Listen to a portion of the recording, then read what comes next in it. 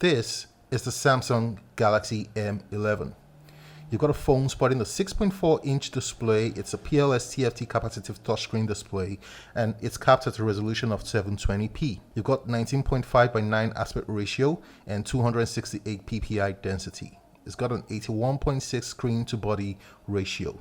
You've got a phone running on Android 10 with OneUI 2.0. You've got a phone with a Snapdragon 450 processor and an Adreno 506 GPU. This one sports 32GB of internal storage and 3GB of RAM. You've got a phone with an 8-megapixel front-facing camera, a triple camera setup behind comprising of a 13-megapixel, a 5-megapixel, and a 2-megapixel camera. This phone sports a 5000 mAh battery that fast charges at 15 watts. And all of this you're getting for 62,200 naira here in Nigeria. And supposedly that comes in at the entry level for Samsung.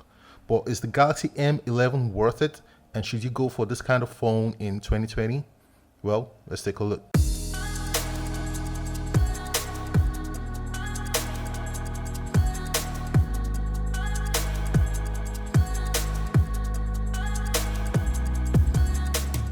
So in terms of build quality, this phone isn't bad at all in my opinion. I feel like it's properly built. You got a glass front and you got plastic back end frames, and the fact that it's got plastic isn't a deal breaker for me in any way. In fact, this phone feels very dense. I mean, holding it in your hands, you just feel like it's got some heft to it, and I think that's attributable to the 5000 mAh battery that you have in this one. For the ports and button placements, you've got a USB Type-C charging port below. You got your speaker grills and a microphone cut out over there, and on the right of the device you got your power button and your volume rocker button. To the left you've got that dual SIM tray slot that also includes an expansion SD card slot, and on the top you've got a 3.5mm headphone port and another noise cancellation microphone. So build quality on this thing feels good, and I'm absolutely impressed with how it feels. You've also got your fingerprint scanner at the back. But in terms of performance, how does this device perform? So I'll put it this way, I would score this device a 6 out of 10 for performance. A lot of the animations on this phone has been stripped off, so you don't get any app opening or app closing animation. So you can just see here, if I tap phone, the app opens, and you close it, it closes straight up. No animations whatsoever. If you go into the app drawer, you can see there are no animations. It just opens and it just closes, and that's what they've done to kind of like speeding up this phone to make it usable, so the user doesn't get frustrated trying to use this phone.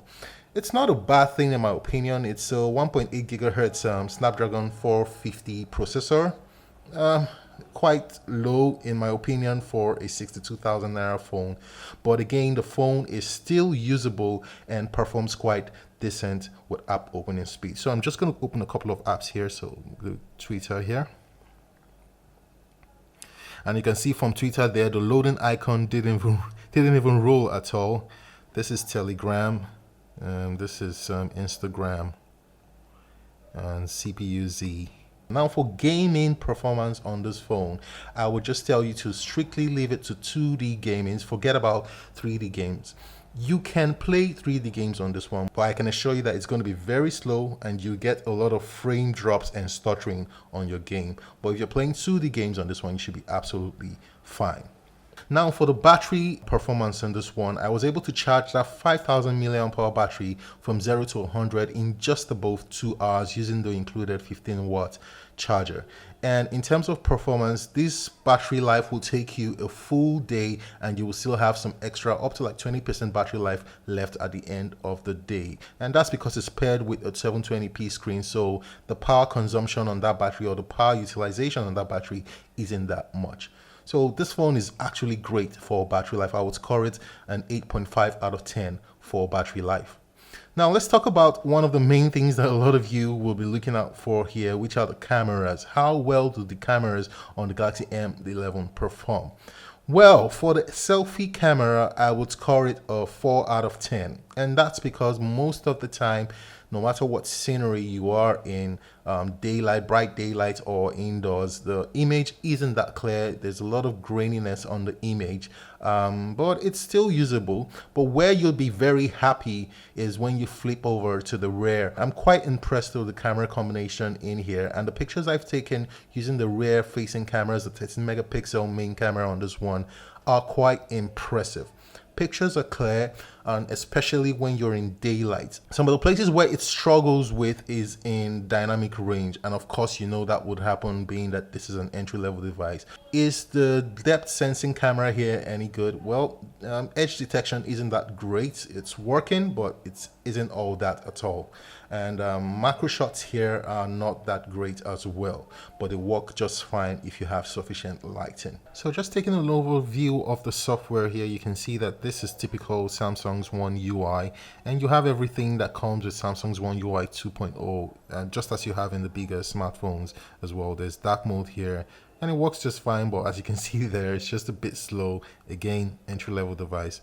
This is what the settings page on the Samsung Galaxy M11 looks like. Works okay. Again, you have all your settings there, features just as you have on the bigger Samsung phones. Again, don't expect anything fast on this phone. This is an entry-level device, and that's what you need to keep at the back of your mind on how this device works.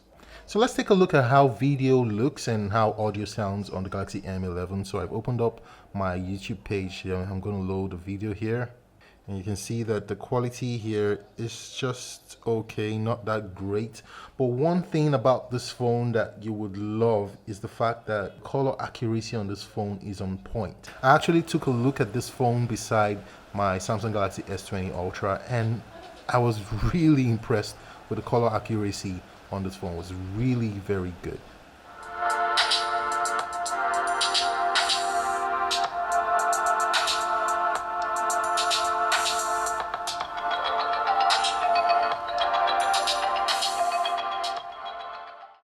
So would I buy this device or recommend you to buy this device for 62,200 naira? Well, if you're looking to get your kid his or her first smartphone, or you're looking for just a secondary phone to use as something like a backup phone out there, and you're willing to spend as high as 62,000 naira, then the Samsung Galaxy M11 is a good choice to go for.